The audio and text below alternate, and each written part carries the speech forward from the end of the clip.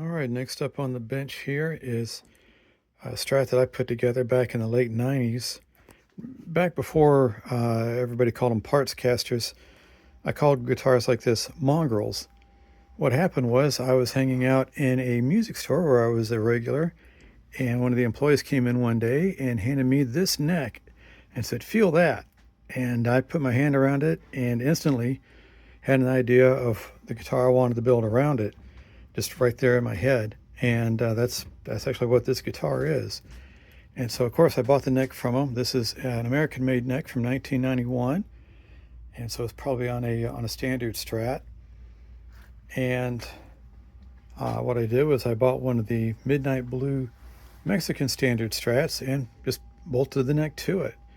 And then went through a few different sets of pickups trying to find out what I really wanted to put in there, and ended up on this setup. This is the EMG DG20 set, but instead of the original SA pickups, these are SVs with exposed pull pieces, and so they got a bit more bark to them, a little brighter, a little louder, and really suit this guitar with that body wood and the rosewood fingerboard and all that very nicely. And then this is a Fender Perloid pickguard and Elite knobs from 1983. I love those knobs. Boy, you can't find them anymore though. I mean, you can buy the guitars that have them on them, but if you find just like a knob, somebody wants $50 for it. Yeah, I think that's a bit too much. But I totally think Fender should bring those back. In fact, if I were approached by Fender about doing a signature model, I might actually do this one over my white Strat just so I can say, hey, you got to make these knobs again and make them available to everybody because they are just too cool. But yeah, that's my guitar, and that's really all there is to it. It's just put a neck on a body, filled it with EMGs, and changed out the pickups, and it's just been a fantastic player.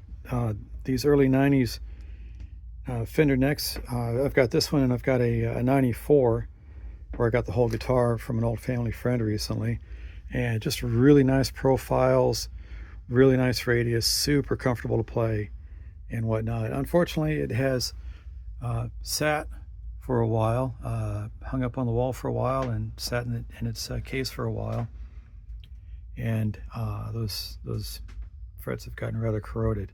So it's going to get the same treatment that my 84 Squire got. I'm going to start with the 400 and work my way up to the 8000, and a fresh set of strings and a fresh 9-volt for the EMGs, and going to knock this one out and get it back to being playing as sweet as it looks. So definitely one of my prettiest guitars, I think. Well, prettiest Strats at least. Anyway, talk to you soon.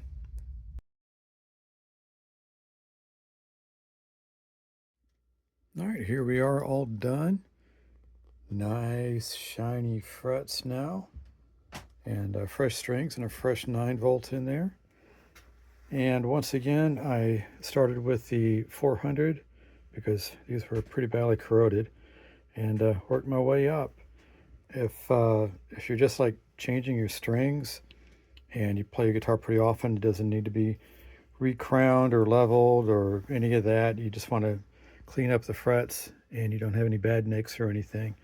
You can probably get away with just starting off with the 1200 and working your way up. But you know, I'm glad I bought the whole set. So a couple other things about this guitar I forgot to mention earlier. This one was my backup guitar when I was playing a lot back in my heyday, when I was in 2 bands at the same time and all of that. I had a 67 Flying V reissue, and from like 92 or 95, something like that. Still have it. And then I had this as my backup that I only played on some songs. It was mostly the Flying V, and sometimes I'd even take this one out and just left it at home. But anyway, this one was played quite a bit, and really like it. Oh, and I forgot to mention, of course, I've got my little Rogue sticker up there in the headstock, so you know that it's one of my guitars and it's gone rogue. But anyway, there we are. One of my prettiest Strats, in my opinion, and one of my favorite mongrels. So there you go. And I'll see you on the next guitar. Talk to you later.